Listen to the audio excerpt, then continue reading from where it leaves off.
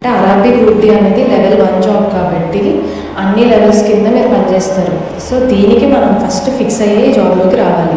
రెండు ఈ post preference ప్రకారంగా మీరు ఇస్తే ఒక మంచిగా సెలెక్ట్ చేసుకొని ఇస్తే ఏదైనా కొంచెమైనా బెటర్గా ఉండే ఆప్షన్స్ అయితే ఉంటుంది. Hey people, welcome back to my channel. So Arabic group D గురించి పోస్ట్ ప్రిఫరెన్స్ చెప్పండి అని చెప్పి నాకైతే కొన్ని కామెంట్స్ అండ్ మెసేజెస్ వచ్చాయండి. సో వాళ్ళ కోసమే అయితే వీడియో చేస్తున్నాను. దీంట్లో అయితే ఫస్ట్ ఆఫ్ ఆల్ ప్రతి ఒక్క పోస్ట్ గురించి నేనైతే ఎక్స్ప్లెయిన్ చేస్తాను. ఆఫ్టర్ దాట్ మీరు డిసైడ్ అవ్వండి for which post you will give your first preference అనేది. అండ్ ఫైనల్గా నేను నాకు ఏది కరెక్ట్ అనిపిస్తుందో ఆ పోస్ట్ ప్రిఫరెన్స్ కూడా ఇస్తాను. ఒకవేళ మీరు అది ఓకే అనిపిస్తే దానికైనా ఫైనల్ అవ్వండి. సో ఫస్ట్ అయితే assistant loco shed diesel and electrical. So ఈ రెండు వర్కింగ్ సిమిలర్గానే ఉంటుందండి. సో లోకోస్ ఉంటాయి కదా, సో వాటి యొక్క మెయింటెనెన్స్ అండ్ రిపేరింగ్కి ఈ షెడ్స్కి అయితే వస్తాయన్నమాట. సో వాటిని మీరు మెయింటైన్ అండ్ రిపేర్ చేయడం మీ వర్క్ ఉంటుంది. సో దీంట్లో షిఫ్ట్స్ ఉండే అవకాశాలు అయితే ఉంటాయన్నమాట. రెండు ఏంటి అంటే ఎలక్ట్రికల్ షెడ్ అంటే ఓహెచ్ఈవైఎస్తో వర్క్ చేసే లోకోస్ వస్తాయి, డీజిల్ అంటే డీజిల్తో వర్క్ చేసే లోకోస్ వస్తాయి. సో మీకు వర్క్ ఉన్నంత వరకు కొంచెం కష్టంగా అనిపించవచ్చు, ఆ తర్వాత కొంచెం బాగానే ఉంటుంది. వర్క్ ప్రెషర్ అది అంతలా అయితే ఏమి ఉండదండి. మీరు ఇచ్చిన వర్క్ని మీరు కంప్లీట్ చేసేసుకుంటే ఇట్ విల్ బీ ఓకే అన్నట్టు. సో ఇది షిఫ్ట్స్ ఉండే అవకాశాలు అయితే ఉంటుందన్నమాట. అండ్ థర్డ్ వచ్చేటప్పటికి assistant operations electrical general services. So ఇవి ఎక్కడైనా ఎలక్ట్రికల్కి సంబంధించిన ఎక్విప్మెంట్ ఇన్స్టాలేషన్స్ ఉంటాయి, అంటే ఏసీలు కానీ ఫ్యాన్లు కానీ లైట్లు కానీ స్టేషన్ ప్రమిసెస్లో ఎక్కడైనా ఉంటే సో దానికి మిమ్మల్ని అయితే పిలుస్తారనమాట. సో ఈ ఎవరైతే టెక్నీషియన్స్ ఉంటారో వాళ్ళకి మిమ్మల్ని అసిస్ట్ చేయడానికి అయితే మీరు వెళ్ళాల్సి ఉంటుంది. And assistant operations electrical workshop వచ్చేటప్పటికి ఏదైతే ఎలక్ట్రికల్ వర్క్షాప్స్ ఉంటాయో దాంట్లో మీరు ఆల్రెడీ ఉన్న టెక్నీషియన్స్కి అసిస్ట్ చేయాల్సి ఉంటుంది అనమాట. సో దీంట్లో కూడా వర్క్ ప్రెషర్ అంత ఉండదు, వర్క్ ఉన్నప్పుడు చేసుకుంటారు, షిఫ్ట్స్ ఉండే అవకాశాలు అయితే ఉన్నాయి. అండ్ నెక్స్ట్ వచ్చేటప్పటికి అసిస్టెంట్ సిఎన్డబ్ల్యూ. దీంట్లో ప్రమోషన్స్ అయితే చాలా బాగుంటాయని అయితే విన్నానండి నేను. సో ఈ సిఎన్డబ్ల్యూలో ఎలా అంటే గూడ్స్ వ్యాగన్స్ అవి ఉంటాయి కదా, కోచెస్ అవి, సో వాటిని మెయింటెనెన్స్ అండ్ రిపేర్కి అయితే వస్తాయన్నమాట. సో వాటిని మెయింటైన్ చేయడం అదంతా మీరు చేయాల్సి వస్తుంది అనమాట. Next assistant TL and AC అంటే train light and air conditioners. So train యొక్క సోర్స్ నుంచి దాని యొక్క డెస్టినేషన్ వరకు మీరు ట్రావెల్ చేయాల్సి ఉంటుంది. సో ఇన్ బిట్వీన్లో ఎప్పుడైనా లైట్లు కానీ లేదు ఎయిర్ కండిషనర్స్ కానీ ఫ్యాన్స్ కానీ ఏదైనా రిపేర్ వస్తే ఉన్న టెక్నీషియన్స్కి మీరు అసిస్ట్ చేయాల్సి ఉంటుంది అనమాట. సో వీళ్ళకి చూసుకుంటే శాలరీ పరంగా చాలా బాగుంటుందండి. So Arabic group D with 10th level మీరు మంచిగా శాలరీ ఎర్న్ చేయాలంటే ఇదైతే సెలెక్ట్ చేసుకోండి ఫస్ట్లో. నెక్స్ట్ అసిస్టెంట్ టీఆర్డీ అంటే ట్రాక్షన్ డిపార్ట్మెంట్ అంటారు. పైన ఓహెచ్ఈవైఎస్ ఉంటాయి కదా 25 kVవి, సో దానికి సంబంధించిన డిపార్ట్మెంట్ అనమాట టీఆర్డీ అంటే. సో వీళ్ళు ఏం చేస్తారు అంటే ఆ వైర్స్కి సంబంధించిన మెయింటెనెన్స్ కానీ ఏదైనా బ్లాక్స్ జరుగుతున్నప్పుడు కానీ సో ఉన్న టెక్నీషియన్స్కి వీళ్ళు అసిస్ట్ చేస్తారనమాట. అండ్ అలాగే వీళ్ళు ఓహెచ్ఈ మాస్ట్ అనేది ఉంటుందన్నమాట.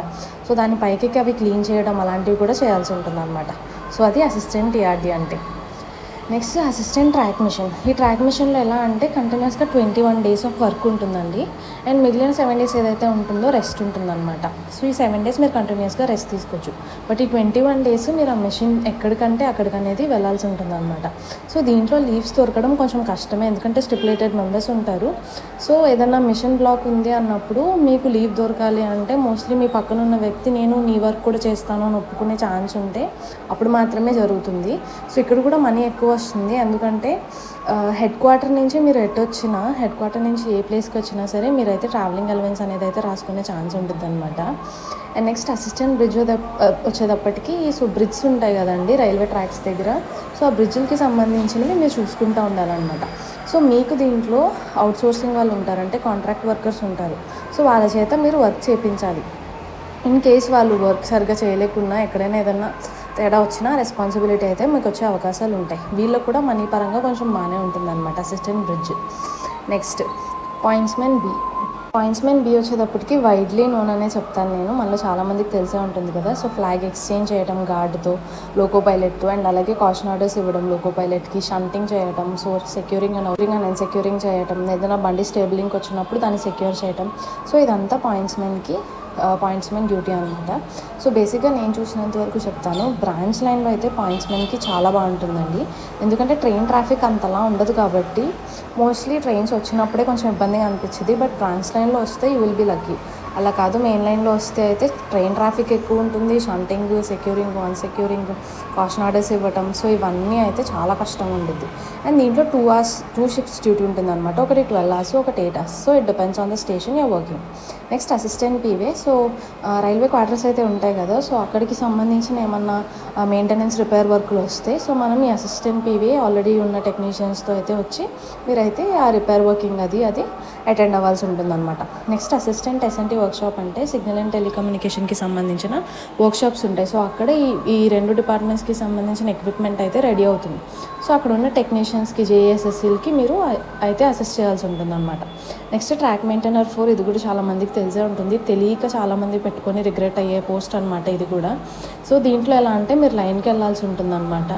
ఏదైనా రైల్ బ్రేకేజెస్ ఉన్నాయా, ఏమైనా పెండల్ క్లిప్స్ లూజ్గా ఉన్నాయి, సో ఇవన్నీ చెక్ చేసుకొని మీ పైన వాళ్ళకైతే మీరు ఇవ్వాల్సి ఉంటుందన్నమాట. సో దీంట్లో ఫీమేల్ సెలెక్ట్ అవుతే నేను చూస్తున్న స్టేషన్స్లో అయితే ఫీమేల్ గ్రీజ్ అప్లై చేస్తున్నారండి రైల్స్కి. నా వరకు అదైతే ఫీమేల్కి అస్సలు కరెక్ట్ కాదనే చెప్తాను. So give it your last preference. Next assistant S N T signal and టెలికమ్యూనికేషన్లో అనమాట. సో దీంట్లో ఎలా అంటే ఆల్రెడీ ఉన్న టెక్నీషియన్స్కి మీరు అసిస్ట్ చేస్తారనమాట. దీంట్లో మెయిన్ ఫ్లా ఏంటంటే ఇది ఒక 24/7 జాబ్. సో ఎప్పుడు ఫెయిల్యూర్ వచ్చినా సరే మిమ్మల్ని వెంటనే పిలిచే అవకాశాలు 110% ఉంటాయి, beat male or female. So night వచ్చినా సరే, పొద్దున్న వచ్చినా, తెల్లవారుజామున వచ్చినా మీరైతే మీకున్న టెక్నీషియన్స్తో మీకు మిమ్మల్ని ఎవరికైతే అప్పచెప్తారో సో వాళ్ళ దగ్గరికి మీరు ఖచ్చితంగా వెళ్ళాల్సి ఉంటుంది ఏదైనా ఫెయిల్యూర్ అని చెప్తే. సో అది కొంచెం ఇబ్బందిగానే ఉంటుంది. 24/7 జాబ్, సేఫ్టీ కేటగిరీ. సో మనం ఏ చిన్న పొరపాటు చేసినా దాని యొక్క ఇంపాక్ట్ చాలా ఎక్కువగా ఉంటుందన్నమాట.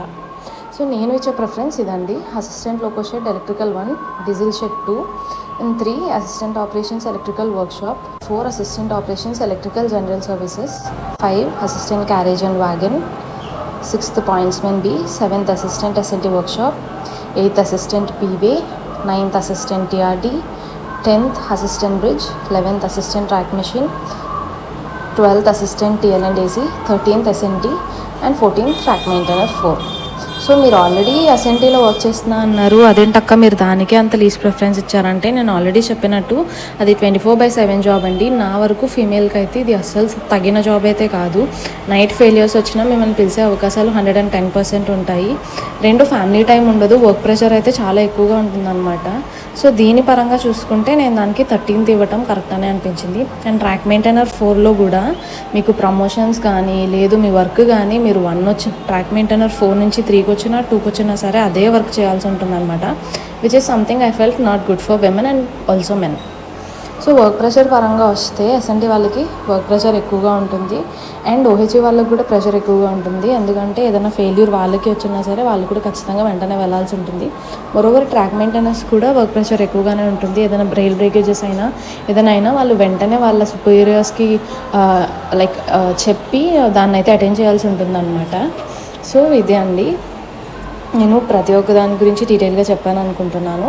సో దీని ప్రకారం నేనైతే ఒక పోస్ట్ ప్రిఫరెన్స్ కూడా ఇచ్చాను. మీరు ఏది సెలెక్ట్ చేసుకోవాలనుకుంటున్నారో, మీరు ఏ పోస్ట్ బెస్ట్ అనుకుంటున్నారో దాని ప్రకారంగా అయితే మీ పోస్ట్ ప్రిఫరెన్స్ ఇవ్వండి. అండ్ ఫైనల్గా నేను చెప్పేది ఏంటంటే ఆర్ఆర్బీ గ్రూప్ డి అనేది లెవెల్ 1 జాబ్ కాబట్టి అన్ని లెవెల్స్ కింద మీరు పనిచేస్తారు. సో దీనికి మనం ఫస్ట్ ఫిక్స్ అయ్యే జాబ్లోకి రావాలి. 2 ఈ పోస్ట్ ప్రిఫరెన్స్ ప్రకారంగా మీరు ఇస్తే, ఒక మంచిగా సెలెక్ట్ చేసుకొని ఇస్తే ఏదైనా కొంచెమైనా బెటర్గా ఉండే ఆప్షన్స్ అయితే ఉంటుంది మన జాబ్ ప్రొఫైల్ అనేది.